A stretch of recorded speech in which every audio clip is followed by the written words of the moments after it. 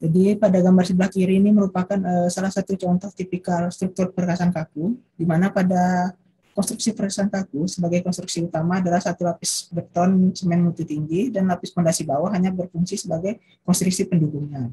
Jadi lapisan di bawah ini hanya berfungsi sebagai konstruksi pendukungnya. Sedangkan pada konstruksi perkasan lentur yang telah dibahas sebelumnya itu konstruksi pendukungnya itu ada beberapa lapis.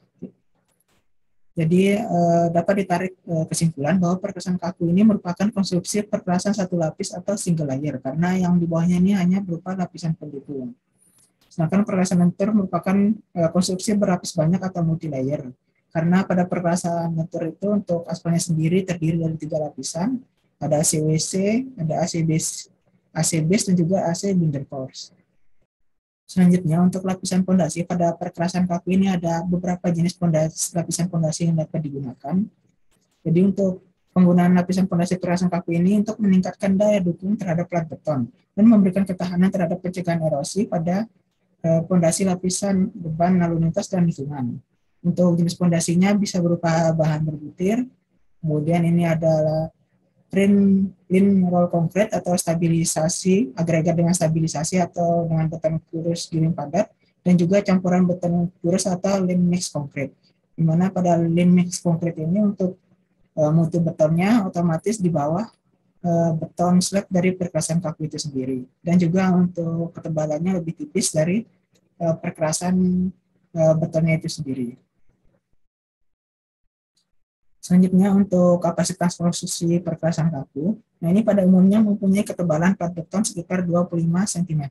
Jadi untuk ketebalan betonnya itu tidak harus 25 cm, jadi dapat kurang dari 25 cm ataupun dapat lebih dari 25 cm tergantung dari beban lalu lintas dan kondisi tanah yang terdapat pada lokasi yang akan dibangun konstruksi perkerasan kaku tersebut. Kemudian untuk mutu kuat tekan betonnya setara dengan kuat tarik lunturnya sebesar 45 kg per cm persegi.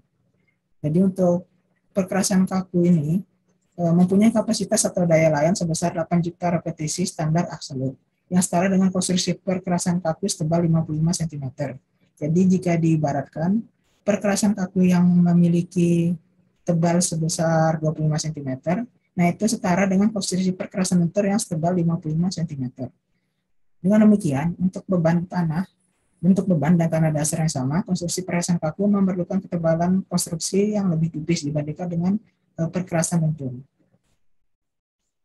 Kemudian untuk bahu jalan pada konstruksi perkerasan kaku ini juga berpengaruh terhadap perkerasannya. Jadi bahu pada konstruksi perkerasan kaku dapat terbuat dari lapisan pondasi bawah dengan atau tanpa lapisan penutup beraspal atau lapisan beton semen. Jadi untuk perbedaan kekuatan antara bahu jalan dengan jalur lalu lintasnya ini akan memberikan pengaruh pada kinerja perkerasannya. Jadi hal tersebut dapat diatasi dengan bahu beton semen, sehingga akan meningkatkan kinerja perkerasan dan mengurangi tebal plat betonnya ini. Bahu beton di sini harus merupakan bahu beton yang menyatu dengan plat secara integral atau bahu beton yang mempunyai sifat struktural dan harus mempunyai mutu beton dan tebal yang sama dengan tebal plat itu sendiri, dengan lebar minimum 60 cm atau 0,6 meter. Selanjutnya yang dimaksud untuk bahu beton semen dalam yang dikunci dan diikatkan dengan lajur lalu lintas itu untuk lebar minimumnya sebesar 1,5 meter. Kemudian untuk lebar bahu yang menyatu plat beton dan letaknya di jalur median, lebarnya dapat dikurangi dengan minimum 50 cm. Jadi intinya pada bahu untuk konstruksi perkerasan kaku ini disarankan bahunya berupa semen juga, namun jika tidak merupakan beton semen, maka dapat menggunakan lapisan yang bersifat struktural atau yang bersifat kuat juga dan tidak hanya tanah biasa, agar dapat menjaga atau agar perkerasan kakunya ini nanti tidak rusak karena bahunya ini yang kurang kuat. Selanjutnya kita masuk ke jenis-jenis perkerasan kaku. Untuk jenis perkerasan kaku itu ada beberapa yang telah dijelaskan sebelumnya di slide awal tadi, ada 5 jenis perkerasan kaku.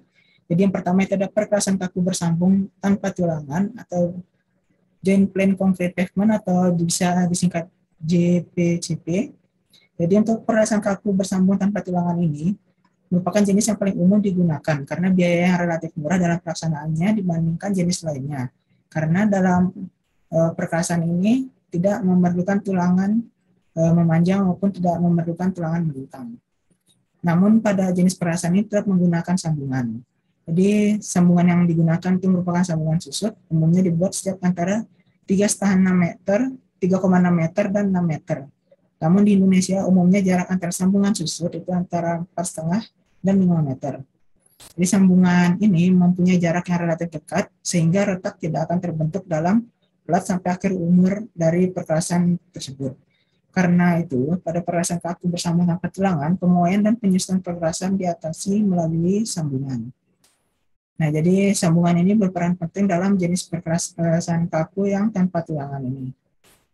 Jadi pada perkerasan kaku bersambung tanpa tulangan, tidak ada tulangan pada plat, kecuali ruji. Nah, ruji ini yang merupakan sambungan susut tersebut, dan batang pengikat atau tie bar letakkan pada sambungan memanjang.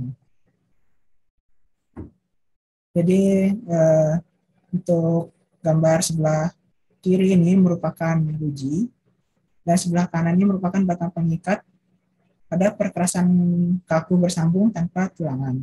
Nah, sambungan ini nanti yang berperan penting karena pada plat bottomnya ini tidak menggunakan tulangan sama sekali.